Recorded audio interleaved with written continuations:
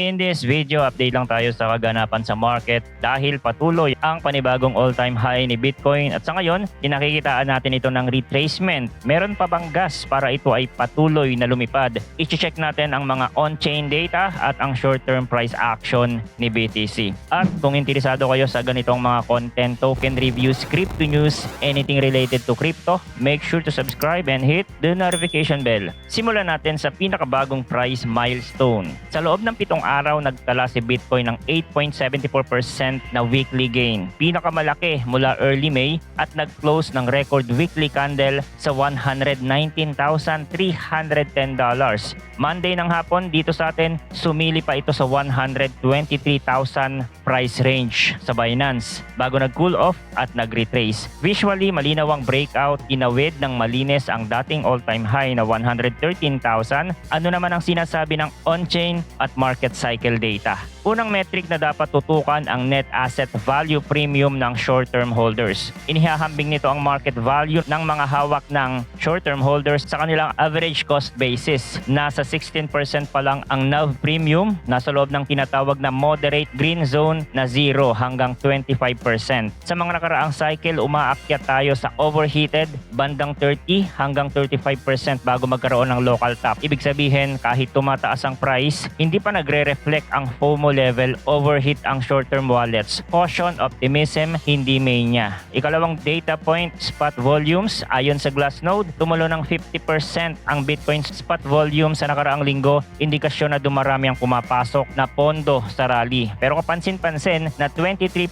pa rin itong mas mababa kesa sa year-to-date average. It means may dagdag na participation pero malayo pa sa euphoric blow-off top volume na nakita natin noong 2021. Ikatlo, spot ETF flows. Nitong nakaraang Thursday, nag-register ang space ng $1.18 billion single day inflow, second biggest sa history ng mga fund na ito. Sinabi mismo ng research outfit na Econometrics na tinalikuran na natin ang neutral regime. Tinawag nila itong strong buy environment. Kapag ganito kalakas ang pasok, madalas tumatagal ng ilang araw o buong trading week bago mag-sell off, kaya may base pa ang price action. Ika-4, Coinbase Premium Index. Ang 14-day simple moving average nito ay nasa positive territory ng pinakamahabang stretch ngayong bull run. Ang ibig sabihin, sa loob ng higit 2 linggo, mas mataas ang price sa Coinbase kesa sa Binance. Palatandaan ang consistent buy-side pressure mula sa US institution at retail brokerage accounts. Huling naging ganito kalakas ang premium noong first quarter ng 2023, senyales na ang US demand ay critical driver ng bagong high. Kapag pinagsama-sama natin, binibigyang bigat nito ang weekly trend model. History check, noong late 2020, nang nabasag ang $20,000 peak ng 2017, lumipad ng 167% ang price bago nag-cool off. Noong late 2024, paglampas sa 69,000, nag-rally naman ng 49% bago nag-consolidate. Kung susundin ang pattern ng returns, logical na 10 hanggang 15% na lang ang immediate upside bago muling huminga at iyan ang naglalatag ng short-term target sa 132,000 hanggang 138,000. Sabi naman sa Bitfinex report tungkol sa retail accumulation, isang sandata laban sa doubt na baka mabilis maubos ang fuel ng rally. Sa kanilang market notes, binanggit ng analyst na ang shrimp, crab at fish cohorts, mga wallets na may below 1 to 10 at 10 to 100 BTC ay collectively bumibili ng roughly 19,300 Bitcoin bawat buwan. Tandaan, matapos ang April halving, ang bagong supply mula sa miners ay 13,400 BTC kada buwan. Ibig sabihin, itong retail micro to mid-tier class pa lang, nilalamon na ang buong issuance ng lampas 40% gamit ang sarili nilang salita. Sapat na ang demand mula sa segment na ito para lunukin ang lahat ng bagong supply.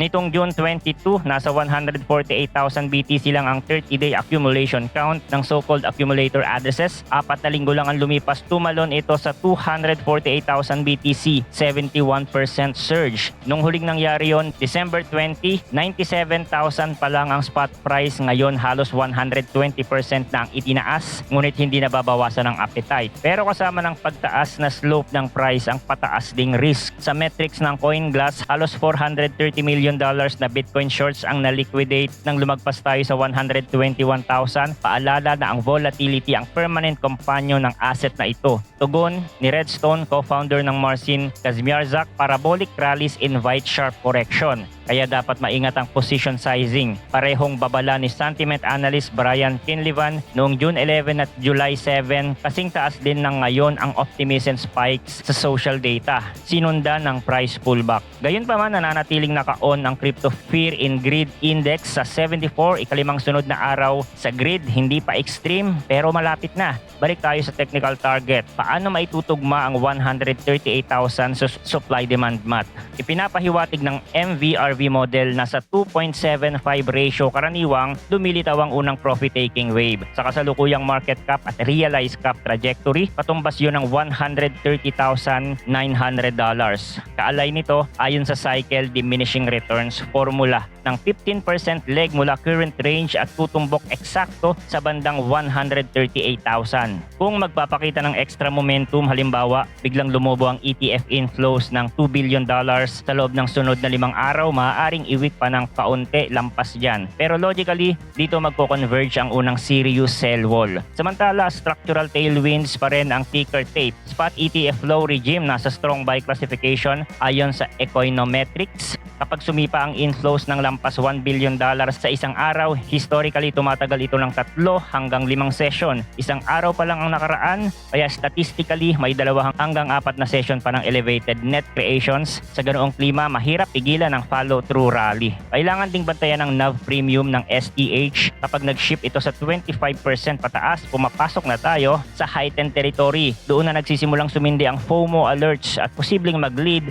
sa local top. Sa ngayon, 16% pa lang, may 9% pang caution bago mag-flush ng overheat. Sa supply front, huwag kalimutang kalahati ng miner revenue ngayon ay galing na sa fees tuwing high congestion, pero ngayong moderate pa ang mempool, hindi naman forced mag-dump ang miners. Kung tumaas man ang selling pressure nila, historically 3 to 5% lang ng daily volume yon, hindi sapat para baliktarin ang trend sa harap ng $1 billion ETF inflow. Short-term price action update naman tayo kay BTC. Meron na tayong retracement dito sa daily from 123,000 all-time high. Currently, naglalaro yung price as the time of recording sa 117,000, which is para sa akin mataas pa din. Pero kung ikukumpara natin yung market structure after a breakout sa all-time high, medyo bitin pa yan. Kung uulitin niya itong ganitong price action, then 145,000 to 150,000 kaya niyang abutin. Bago natin masabi na this could be the absolute top or the local top. Kasi hindi naman natin masasabi na absolute top ang event kung hindi pa ito nangyayari. Now, dahil hindi naman pare-parehas ang price action at mag-retrace na ito dito, ang posibleng support area ay nasa 110 or 113,000